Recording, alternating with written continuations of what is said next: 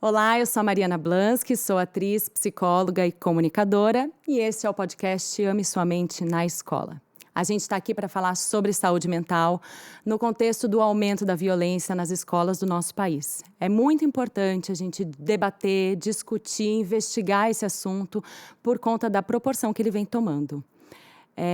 A gente vai falar aqui de propostas que superam a violência e também de como prevenir que jovens e crianças estejam expostos a riscos reais. Está em pauta a cultura de saúde mental e de paz nas escolas e o desenvolvimento saudável de crianças e jovens. E hoje eu estou acompanhada pela Elaine Alves, psicóloga docente e pesquisadora, pós-doutorada e doutorada pelo Instituto de Psicologia da USP, mestre em bioética, especialista em psicologia do luto, pesquisadora do Laboratório de Estudos sobre a Morte e especialista em redução do risco de desastres pelo Centro Internacional de Formação e Organização Internacional do Trabalho da ONU. Seja muito bem-vinda, Elaine. Obrigada pela presença aqui. Obrigada. E pelo Gustavo Stanislau, médico psiquiatra, especialista em psiquiatria da infância e da adolescência pelo Hospital de Clínicas de Porto Alegre e organizador do livro Saúde Mental na Escola, O que os educadores devem saber, lançado em 2015 pela editora Artmed. Muito obrigada, Gustavo, pela presença. Obrigada por estarem aqui. O assunto é denso, é intenso, acho que gerou muita insegurança, muito medo em todo mundo, ainda gera, né? Mas é importante a gente conversar sobre como a promoção da saúde mental pode servir para auxiliar, prevenir esse tipo de situação e também sobre as propostas que a comunidade escolar pode colocar em prática para criar aí um ambiente mais acolhedor, mais saudável. Eu acho que a gente podia começar com vocês dizendo aqui para quem está acompanhando a gente, como é que vocês analisam o aumento da violência nas escolas?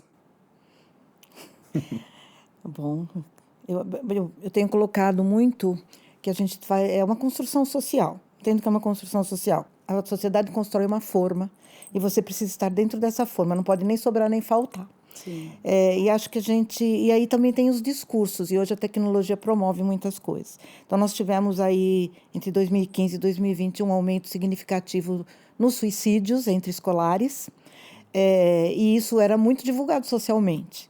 E, nesse momento, a gente tem uma divulgação social importante com relação à violência nas escolas, né? E principalmente com relação aos ataques. Então, não é normal isso que está acontecendo, né? De vários ataques. Isso é raro, aliás, é raro. O Brasil iniciou isso em 2011, se eu não me engano, 2013, não me lembro, com o Realengo, né? Tá. Foi o primeiro caso no Brasil.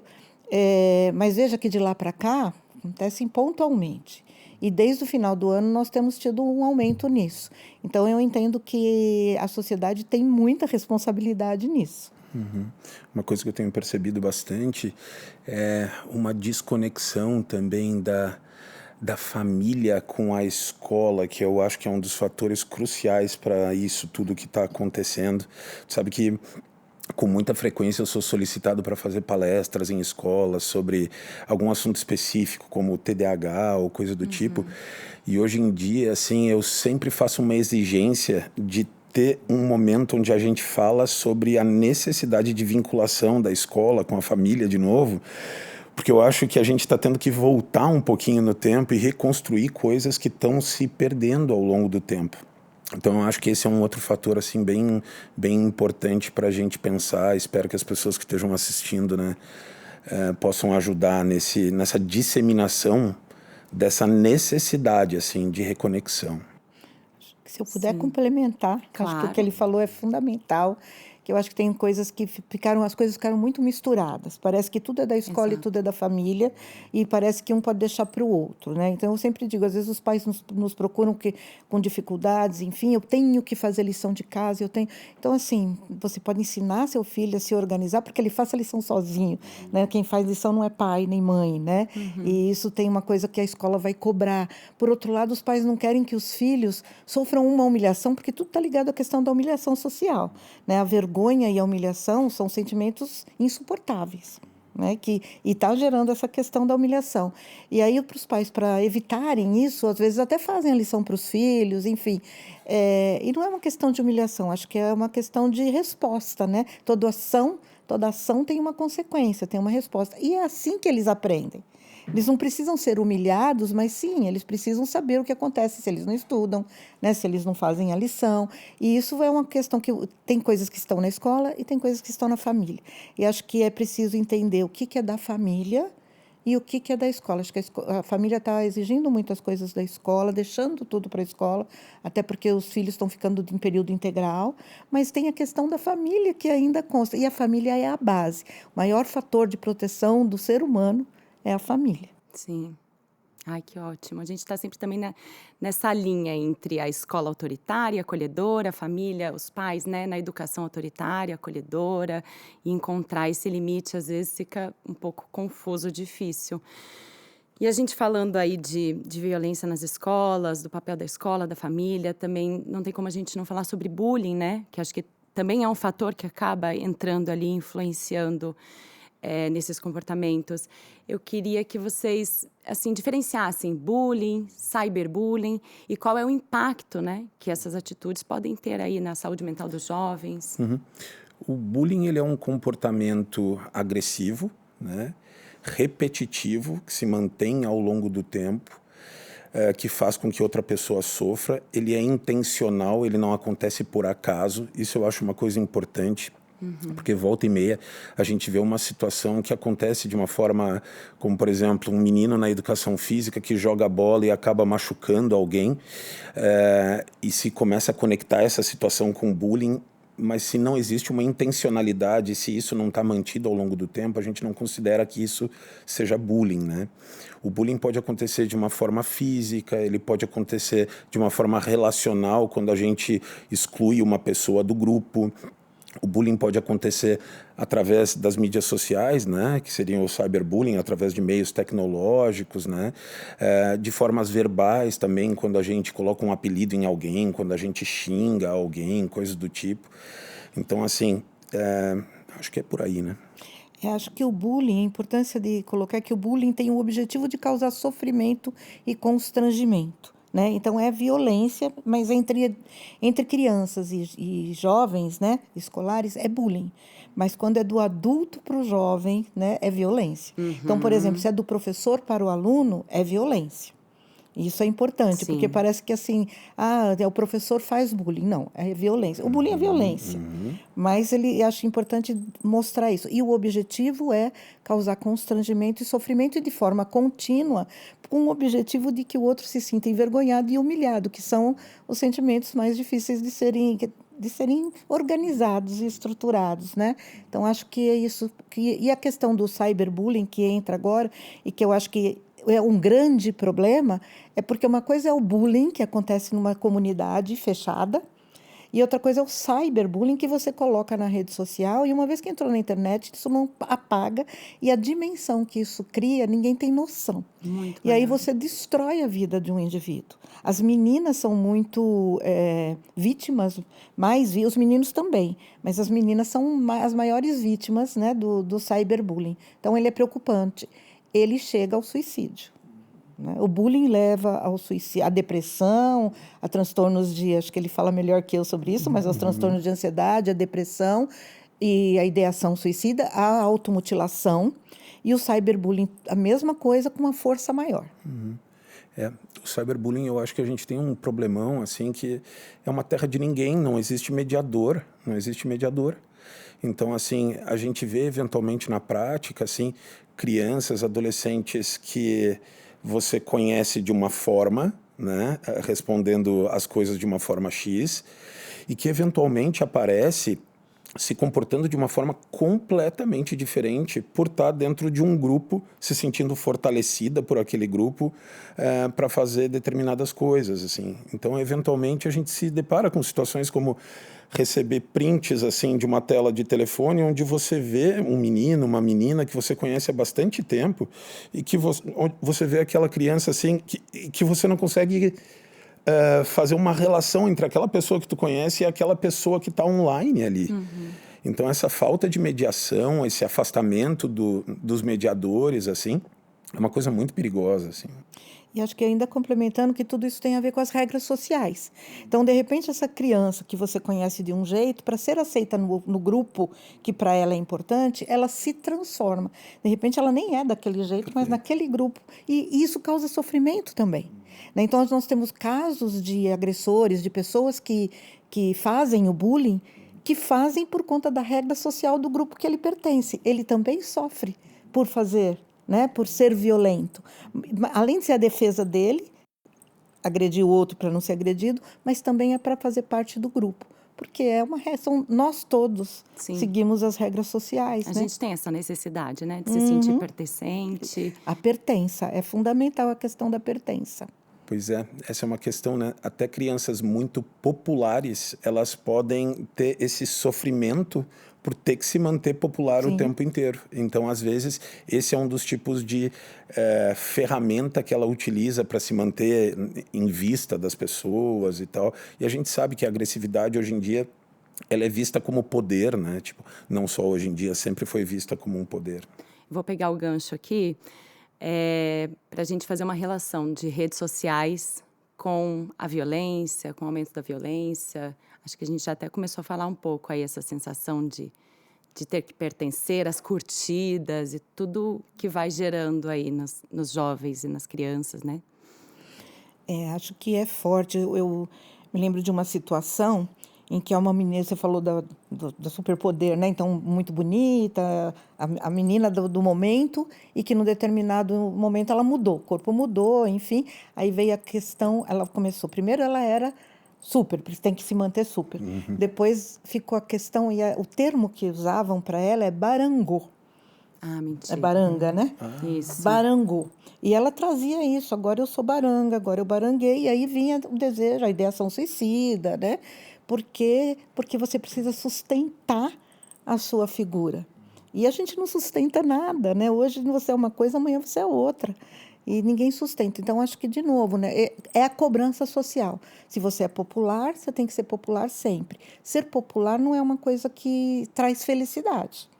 Né? E, por outro lado, quando você deixa de ser popular, então acho que essa cobrança, né, a rede social, é o que eu falo da construção social. E hoje a gente tem uma coisa que é muito rápida, que são as redes sociais. E isso muda muito. Nós estamos agora nessa fase da violência. A violência na escola sempre existiu. E eu costumo dizer que, assim, em vez de ficar pensando em atentados, que isto é raro, embora a gente esteja num momento diferenciado, é preciso cuidar da violência do cotidiano. Existem violências cotidianas em todo lugar, dentro da família, né, na escola, e é preciso olhar. Às vezes, dentro das escolas nas quais eu já estive por diversas situações, tem violências que não são nem percebidas. Então, é quando o professor é mais grosseiro com o aluno de uma maneira desnecessária. Hoje, o aluno é extremamente grosseiro com o professor, de uma maneira desnecessária, tipo, para aí, professor, isso não está interessando. Até o palavrão mesmo que eles falam em sala de aula para o professor. Então, assim, isso são as violências do cotidiano. A gente normaliza violências, né? Tá até um pequeno empurrãozinho. Então, acho que é preciso prestar atenção nas violências do cotidiano. A escola é um local seguro, a escola é um local de confiança e a escola é um local de formação. Nós passamos grande parte importante do nosso desenvolvimento humano dentro da escola. Não, então, é um lugar de disputa também, né? É um lugar de disputa social, de disputa de personalidade, né? De disputa de status quo. Né? É um lugar de construção de tudo isso. E um lugar importante. Então, ela precisa ser preservada, ela precisa ser cuidada. Em relação às mídias sociais, também me vem a ideia, né, da mídia social funcionando como um eco, né, de algumas coisas que acabam ganhando um volume dentro da gente a partir do momento em que a gente consegue encontrar outras pessoas que, de uma certa forma, né, tipo, corroboram com algumas coisas que estão dentro da gente. Iguais, né? Todos nós temos áreas misteriosas, áreas complicadas dentro da gente, né? E quando a gente, hoje em dia, com as mídias sociais do jeito que a gente tem, assim, num determinado momento eu consigo conectar esse núcleo esquisito, de repente, dentro de mim, com um núcleo esquisito também de outras pessoas. E quando eu falo esquisito, assim, quero usar da melhor forma possível, assim, não de uma forma pejorativa, porque todos nós temos isso. Mas a partir do momento que eu sinto o eco disso, isso pode ganhar um valor que começa a transformar esse núcleo numa coisa muito difícil de eu elaborar dentro de mim, assim. Eu começo a atuar em cima disso. Então, assim, eu acho que essa é uma coisa muito complicada, assim, das mídias sociais, sabe? Nossa, perfeito. Eu acho que tem uma coisa importante que ele trouxe que me fez lembrar, né? Que a mídia social também está muito por conta do jovem e da criança, né? Eles são livres. Esse é o mundo de hoje, o jovem é do quarto. E eu costumo sempre orientar os pais e pedir para os pais, você não pode esquecer, né, que você é a autoridade. Eu brinco que eu falo para o meu filho, que tem quase 40 anos, né? Às vezes ele chega para mim e eu falo, escuta, a mãe sou eu, né? Então, acho que falta essa coisa de dizer a mãe sou eu, o pai sou eu. E o seu filho menor de idade, ele é sua responsabilidade. E você precisa assumir essa responsabilidade. A gente garante a privacidade até a página 2, né? Então, entrar no quarto, dar uma olhada, controle de celular, controle de tela, saber o que, de repente, entrar, porque existem tantos aplicativos que permitem que você saiba, né, o que o seu filho está... Bloqueios também, mas principalmente saber, que eu acho que mais do que o bloqueio, eu acho que é fundamental saber por onde ele está andando, dentro do computador, dentro do celular dele, né? E, de vez em quando, saber também o rol de amigos, né? Nós odiamos, porque os pais nunca gostam dos nossos amigos, né? Tem um motivo. Mas eu acho que, assim, os pais esquecem isso. Eles acham que, não, a gente precisa respeitar a privacidade. Eu preciso entender o que é isto, né? E que existe um limite. Outra questão fundamental que são os limites, né? O jovem, a criança, ela pede limite, ela quer saber até onde ela pode ir. Quando o pai não sabe, ele cria um indivíduo inseguro. Então, veja, pais inseguros formam indivíduos inseguros que serão pais mais inseguros, que vão formar pessoas mais inseguras. Porque as pessoas não têm noção de até onde elas podem ir. E eu preciso saber até onde eu posso ir, né? Então, os pais é que têm que dizer isso. Então, tem hora que dizem, você não vai invadir minha privacidade olhando meu celular. Vou sim, porque o pai sou eu, porque a mãe sou eu, né? Entrar de vez em quando, saber... Porque os jovens hoje, quando você ouve falar, agora a gente está ouvindo falar do estupro... Como chama? Virtual. O estupro virtual. Até acho que tem um lugar abordando isso, né? Então, a gente tem ouvido falar muito no estupro virtual. Então, nós estamos vulneráveis a assédios, a estupros, a outras questões. E aí, é seu filho. E nossa obrigação como pais é proteger nossos filhos. Eu acho que a Elaine está tocando num ponto assim que é muito importante, assim, porque a gente está vivendo um momento onde as pessoas não têm muito referencial, né? Eu me lembro assim, quando eu era pequena, assim, o meu pai tem 4 irmãos, ele tinha todo um fórum de pais, né, para discutir que tipo de coisas eram aceitáveis, de que tipo de coisas não eram.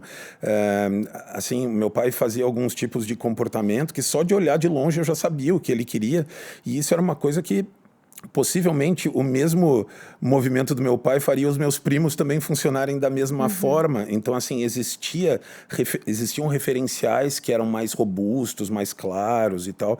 E hoje em dia, até com essa coisa das famílias estarem mais enxutas, da gente ter um número menor, assim, de tios, de irmãos e tal, os referenciais, eles são menores, assim, e as pessoas estão mais perdidas. A gente vê coisas como, né, um pai de uma criança de 12 anos chegar para mim e perguntar assim, o que eu acho de ter energético no aniversário da menina? E daí eu penso assim, desde quando isso é uma dúvida? Era para ser uma dúvida, né? Mas daí eu falo uma coisa parecida, né? Tipo assim, eu acho que não faz sentido nenhum. E daí a menina começa a chorar dizendo que no aniversário da fulana teve e tal. Então os pais, eles estão muito perdidos, assim.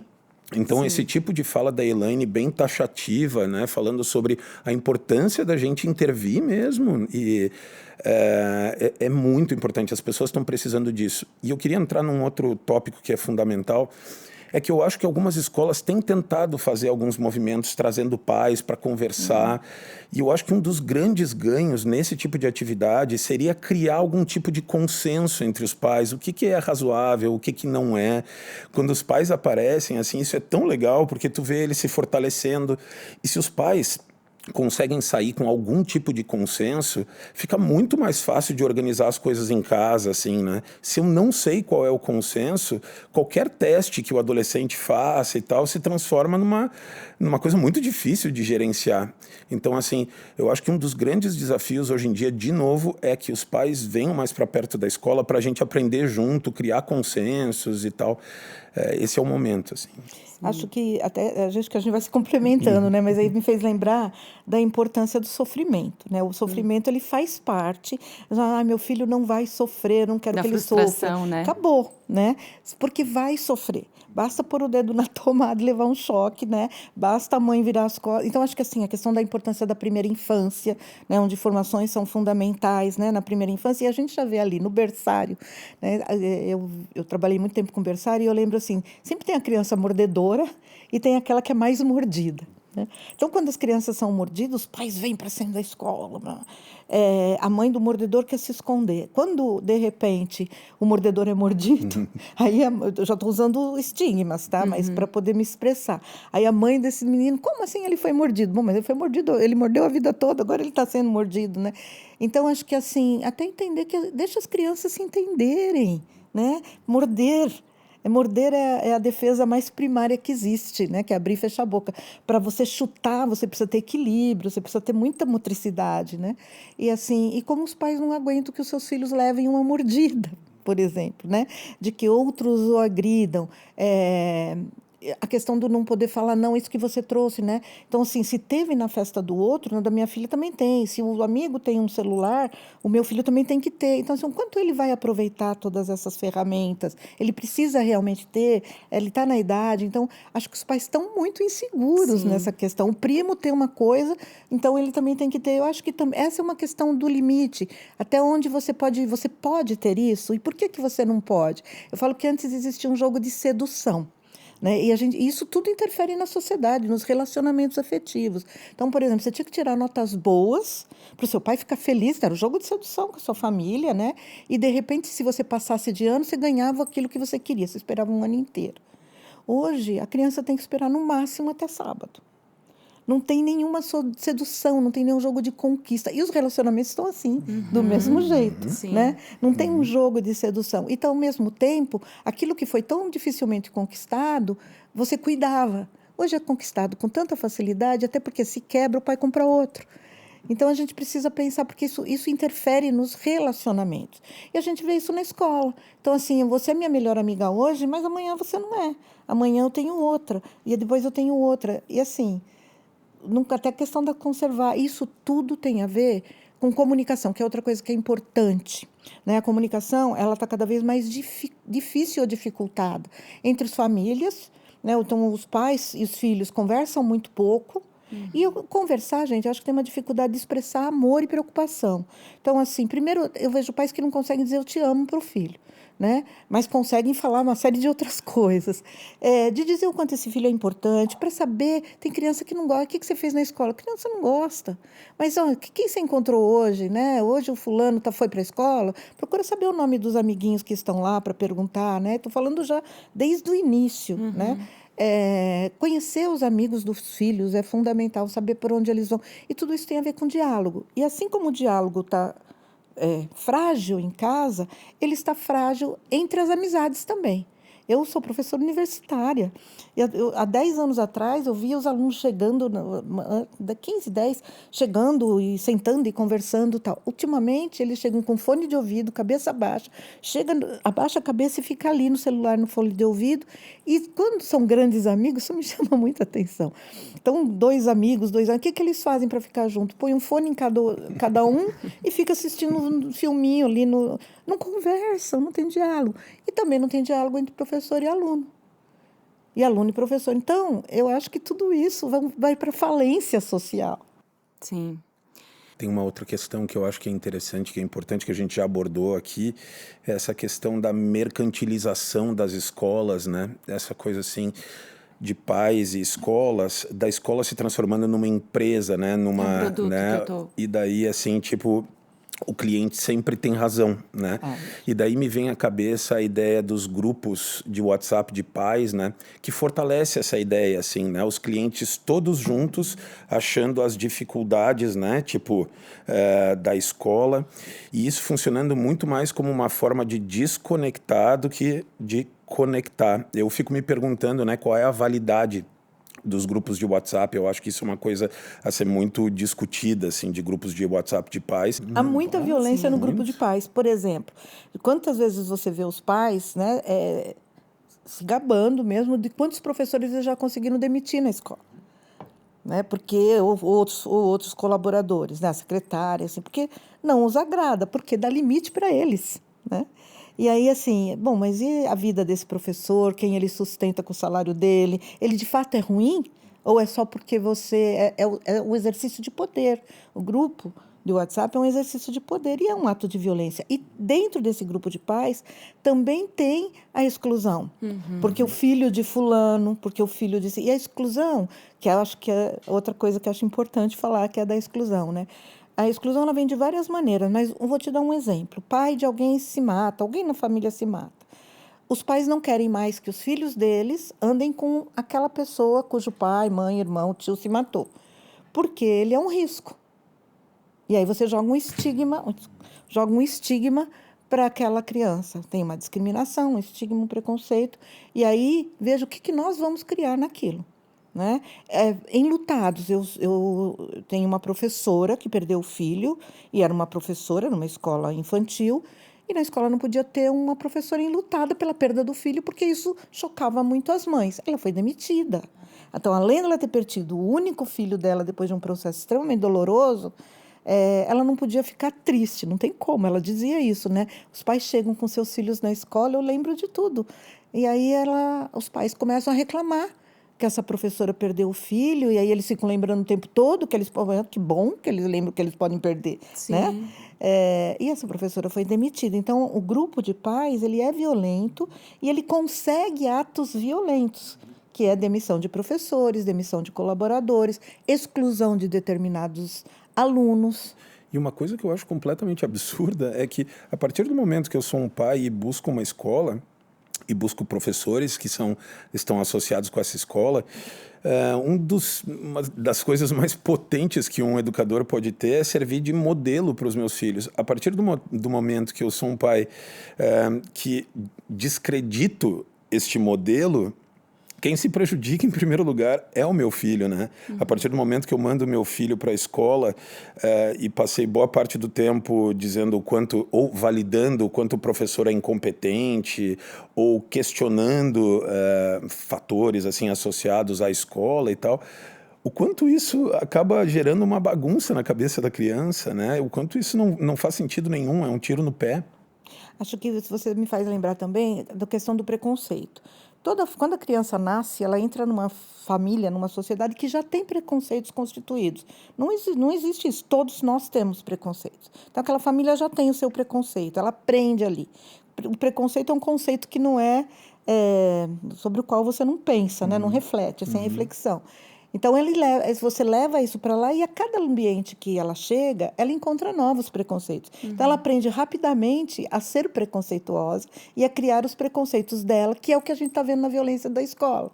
Porque o que acontece? Vários outros preconceitos estão sendo criados dentro de cada grupo, e cada grupo tem o seu. Então, acho que é muito importante esse diálogo na escola e com os pais, assim, reconheça seus preconceitos, entenda que quando você encontrar alguém, uma vez refletido o preconceito, você já sabe que ele não tem sentido, mas quando você encontra alguém, o preconceito vai em primeiro. É a sua reflexão que vai dizer, opa, então isso precisa acontecer. Então a gente briga com discriminação, com preconceito, mas nós estamos o tempo todo potencializando os que já existem e criando os outros. Então os professores, a secretaria, a moça inspetora de aluno, os pais, têm os preconceitos, e então esse aluno, o preconceito está dentro da escola. Então não dá assim, aqui não tem. Não tem, e tem muito. E aí tudo que a gente critica, né? Xenofobia, racismo, religião, tudo que a gente critica, nós temos também. E é lógico, a escola é o lugar onde tudo isso explode. E por isso é tão importante a discussão. Olha, quantas vezes vocês, que falam, todo mundo aqui em escola, fulano é adotado. Eu escuto isso com frequência e eu penso, e daí? A gente perde a oportunidade de trazer isso para a discussão, O que né? faz isso é uma agressão. O que diferença faz para qualquer um de nós? Ele é filho de fulano. E os pais trazem isso para o consultório. Esse sofrimento de que a criança chega em casa perguntando se é filho da barriga, se é filho do coração, porque fulano diz que ele é adotado, que ele tem sorte. E isso é violência. Eu queria aproveitar a fala da Elaine, já que a gente está falando de estigmas, de preconceito. A gente tem sentido aí uma necessidade de identificar comportamentos, né? Parece que fica mais... É um jeito de lidar com essa situação da violência, é a gente procurar identificar aí os comportamentos, quem que pode ser, quem que não pode ser. E eu queria que vocês falassem um pouco sobre isso. Eu acho que a gente estava conversando um pouquinho antes, né? E eu fiquei feliz, assim, de ter a mesma percepção que a Elaine sobre isso, assim. A gente, nesse período, né, de todas essas coisas que vêm acontecendo, a gente recebe uma grande quantidade de solicitações de entrevistas e coisas do tipo. E, invariavelmente, uma das perguntas é como é que eu posso identificar uma pessoa de risco? E, invariavelmente, as respostas, elas acabam sendo... Se a gente começar a fazer levantamentos de risco, em primeiro lugar, eles são super inespecíficos, principalmente quando a gente fala de adolescentes, né? Se eu falar de isolamento, eu falo de adolescência, né? Tipo, uma das coisas importantes durante o processo de adolescência é ter um certo isolamento para se elaborar coisas e tal. Se eu falar sobre impulsividade, se eu falar sobre uma série de fatores, eles são super inespecíficos.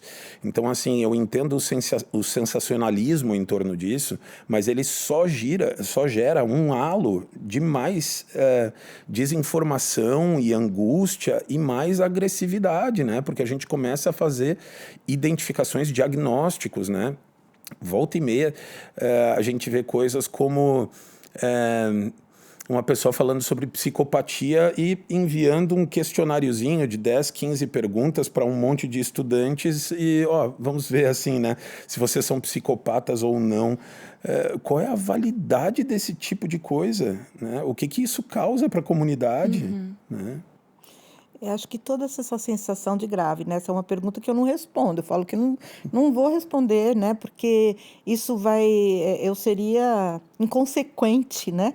Porque eu vou colocar rótulos em pessoas. Aliás, eu acho que hoje nós vivemos uma sociedade de rótulos também. É a questão da forma e do rótulo, né? E outro dia eu ouvi uma coisa assim, meu filho tem diagnóstico X, eu devo me preocupar pelo amor, né? E são diagnósticos novos. A gente tem diagnósticos, não tem um que me incomoda muito, viu? Que é o TOD, né? Virou... O que é o TOD? O TOD é transtorno opositor desafiador. Aí eu penso, quantas pessoas na minha infância eu conheci, talvez eu também tenha sido uma, estaria, né? Mas assim, e que estão aí, livres, leves, soltos, vivendo muito bem, viveram bem. Agora, hoje, com esse carimbo, é TOD. Então, tudo isso é porque ele é TOD e ele vai levar isso para frente. Eu falo que, assim, hoje um questionador, um respondão, né, um malcriado, né, é TOD. E antes era malcriado, né, enfim. E sobreviveram. Então, o que esse rótulo... Eu acho que tem coisas importantes, tem algumas medicações que podem ajudar a qualidade de vida das pessoas, mas acho que isso precisa ficar em alguns centros restritos, né? O Dr. Google está trazendo isso muito. E aí, assim, então quer dizer que a pessoa que é questionadora, né, que é respondona, ela tem mais risco ou não? Então, acho que basta olhar na nossa família, nos nossos irmãos, para quem tem a sorte de ter 3, pelo menos, né? Porque hoje é 1 ou 2. Mas pensa na sua família, dentro da sua família, quem é o agressor? Você consegue dizer isso? E se desde criança você for colocando isso para ele não tem saída. Ele não tem saída. Ou ele se transforma, é o oposto disso, ou ele de fato vai corresponder à exigência social.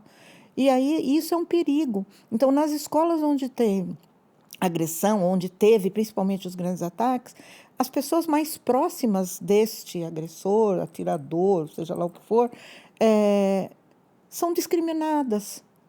Passa a ser, você era amiga, você era apaixonada, mulher de bandido, olha, com crianças, né? Então, acho que isso é um perigo. Eu acho que cada pai, de novo, volto para a família. Sim. Né? Os pais têm feeling. Os pais precisam acreditar na intuição deles, né? A mulher tem uma coisa que eu falo que é forte, que é o útero, né? Que dá essa maternidade. E o pai tem aquilo que ele dá a proteção, né? Então, acreditem nisso, acreditem em vocês. Vocês, os pais percebem que os filhos estão diferentes, os pais percebem os riscos. Muitas vezes você não quer ouvir, porque você não dá conta de ouvir, né? Não dá conta de ver que alguém que você ama tem alguma questão. Mas ele percebe. Então, acredite nisso e busque ajuda. Agora, dar um traço para a escola, definir...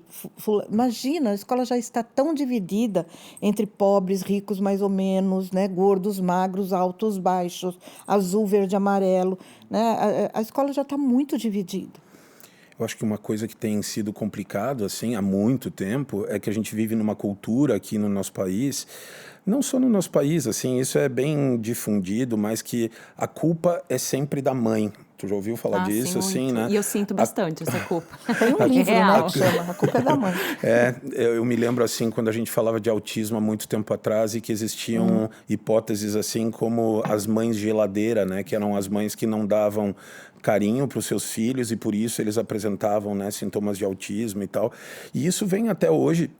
E isso é tão pernicioso porque isso é o que faz com que muitos pais se sintam muito angustiados quando eles recebem alguma comunicação da escola de que tem alguma coisa errada com o filho, porque, em primeiro lugar, eu estou sendo agredido. Isso é alguma coisa que eu fiz de errado. E geralmente são esses pais que deveriam estar mais perto da escola, assim, né? Então, Mas o medo de ser julgado também, né? Então, A assim, insegurança, né? isso é muito comum. E tem uma outra questão que eu vou fazer um gancho sobre o TOD, que eu acho interessante de pontuar, porque o TOD está muito na moda, né? Assim, e de tempos em tempos a gente tem diagnósticos, né, que se transformam numa moda, assim, para as pessoas e tal. A gente está falando de diagnósticos que tratam de sintomas dimensionais, que a gente chama. Ou seja, a gente está falando de traços que todo mundo tem numa determinada intensidade. Ou seja, se eu pegar 10 linhas no Google e ler, eu possivelmente consigo me identificar com vários diagnósticos psiquiátricos que eu não tenho. Eu acho que as pessoas hoje em dia, elas acabam reduzindo esse tipo de questão e acabam se atrapalhando muito, assim. Então, a gente tem, com muita facilidade, diagnósticos, né, tipo, disponíveis para serem feitos, e isso causa uma coisa muito negativa dentro das escolas. Quando a gente fala de TDAH, quando a gente fala de TOD, a gente está falando de diferente de sintomas categóricos, que são sintomas tenho ou não tenho. Os dimensionais são... Eu posso ter isso dependendo da intensidade, né, que eu apresento. Isso causa muita confusão nas pessoas.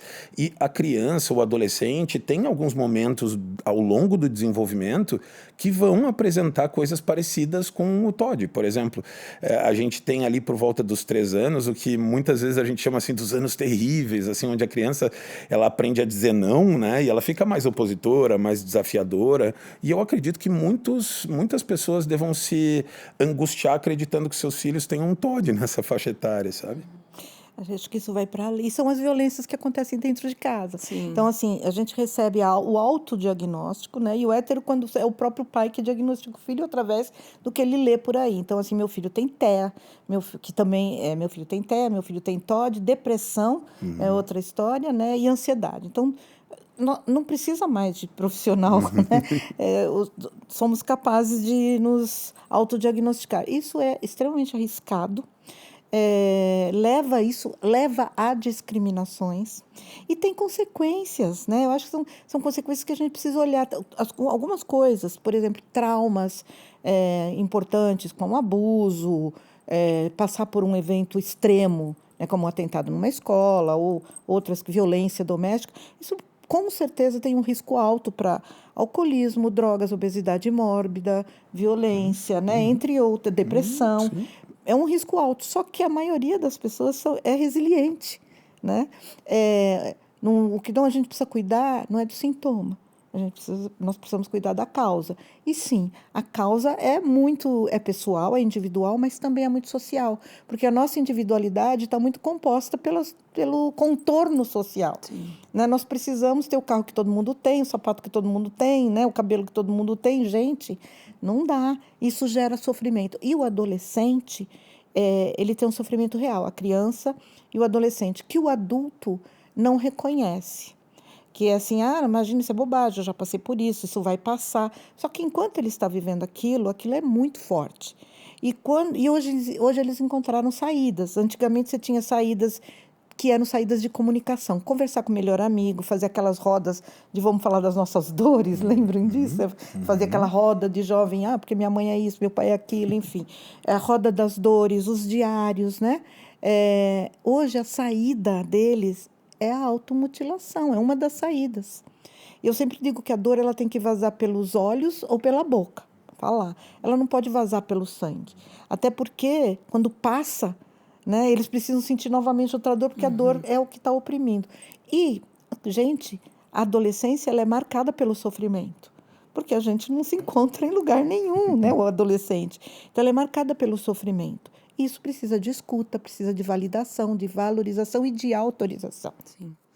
Eu queria que vocês falassem um pouquinho sobre medidas de gerenciamento de crise. Sim, no caso de uma suposta ameaça ou no caso de um ataque, quais medidas que a gente pode tomar ali para gerenciar?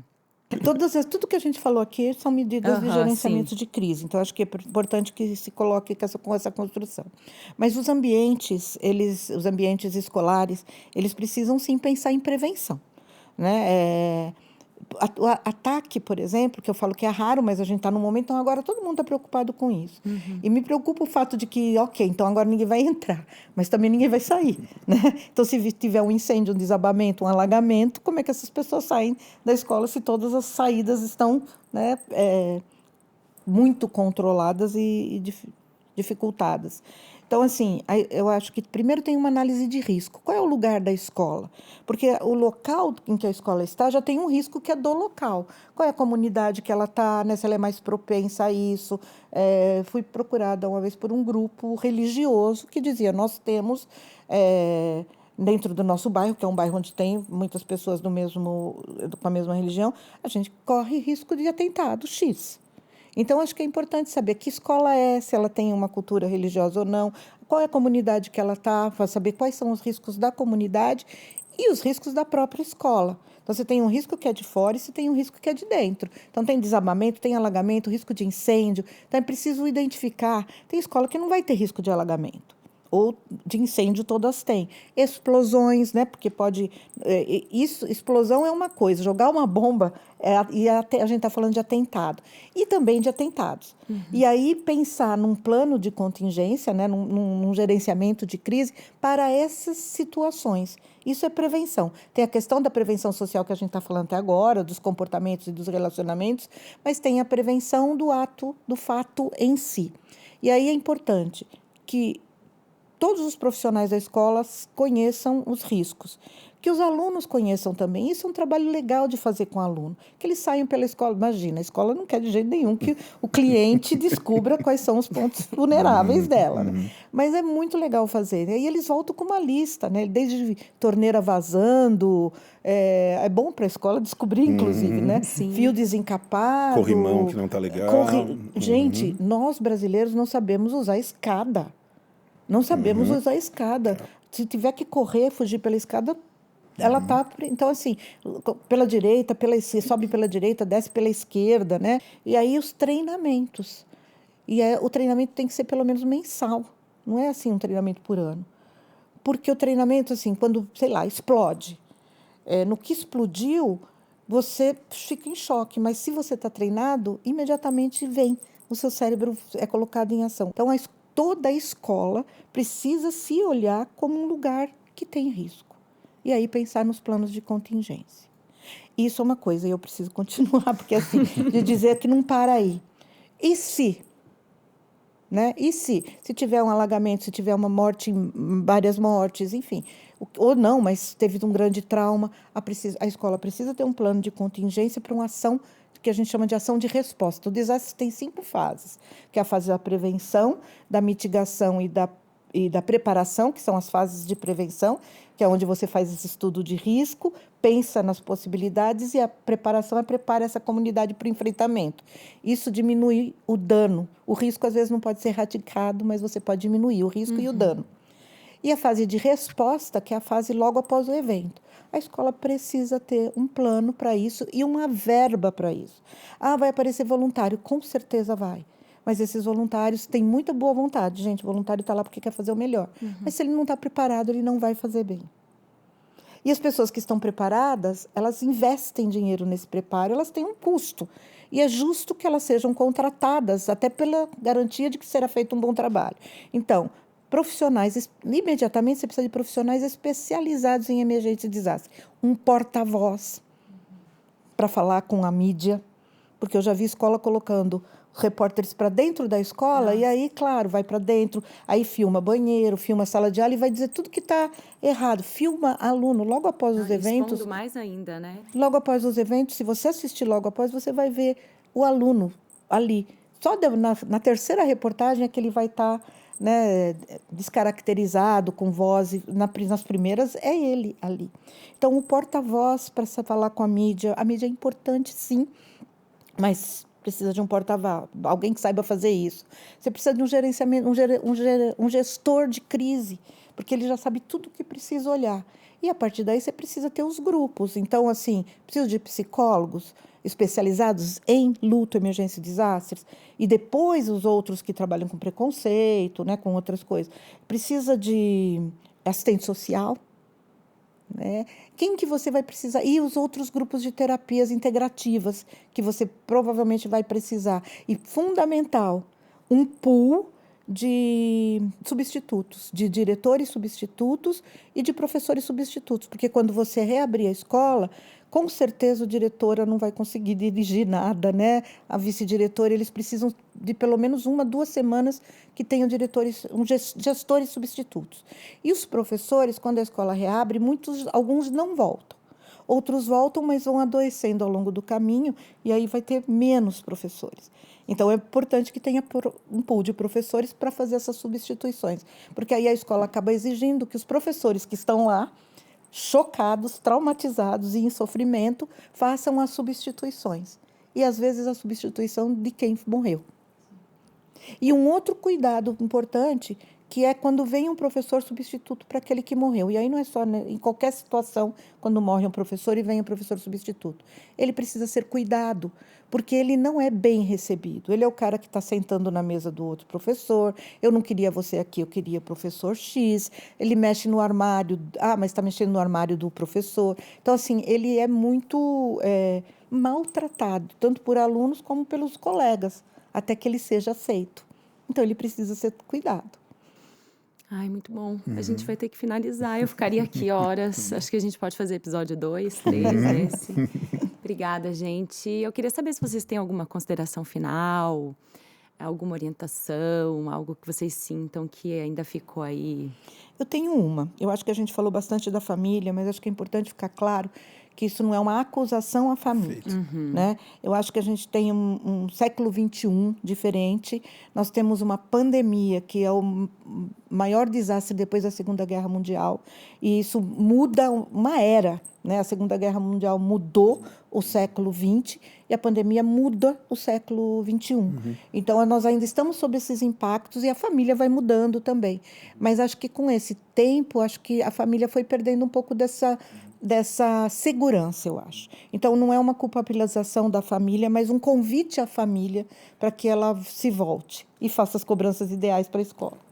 Eu ia pela mesma linha, assim, eu acho super importante, deve ser super complicado, né, ser pai, ser mãe nos dias de hoje, tanta coisa diferente, né, tantos desafios, assim, então também queria ir por essa linha, assim, da gente se cuidar, então assim, cuidar, né, tipo a família cuidar da escola, a escola poder cuidar da família, assim, é uma troca que só vai acontecer se a gente se permitir ser vulnerável, né, e falar das dificuldades que a gente está tendo e eu acho que uma coisa fundamental aqui é a gente chegar mais perto, é a gente se conectar. Muitas vezes, assim, eu percebo, de novo, eu acho que eu vou citar isso, assim, eu percebo a boa vontade da escola, às vezes trazendo alguns pais, e geralmente são os mesmos pais que vêm para as atividades, geralmente são os mesmos. Os pais que estão mais incomodados, que estão mais angustiados, muitas vezes não participam desse tipo de atividade, até por coisas que a gente já citou aqui, assim, né, pelo preconceito de que o problema é dos pais e tal. Seria muito bom que a gente tentasse modificar isso, que esses pais pudessem se aproximar, a gente trocar mais experiência e criar alguns consensos que ajudem, né, a gente a organizar um pouco o campo para que crianças e adolescentes possam crescer de uma forma um pouco mais tranquila, assim. Bom, a gente falou aqui de muitas coisas importantes e é fundamental reconhecer e acolher os medos, as angústias, estar presente e aberto ao diálogo e procurar ajuda profissional, quanto mais cedo, melhor. A falta de regulamentação das plataformas digitais é um debate muito importante, mas é essencial que as famílias coloquem limites para proteger os jovens e as crianças do uso de telas. No site do Instituto Ame Sua Mente, você encontra 2 ferramentas aliadas da saúde mental. A aba com a pergunta "Precisa de ajuda?", que lista e mostra como acessar todos os serviços de saúde psicossocial do SUS. E o protocolo de encaminhamento, criado pelos profissionais do Instituto, que auxilia as escolas no encaminhamento das suas crianças para esses serviços. Este podcast e videocast é uma produção do projeto Ame Sua Mente na Escola, com o apoio do Instituto ABCD e da Associação Humane. Você pode acessar mais conteúdos de qualidade navegando pelo nosso site www.amesuamente.org.br. Cuidar da mente é cuidar da gente. Até a próxima!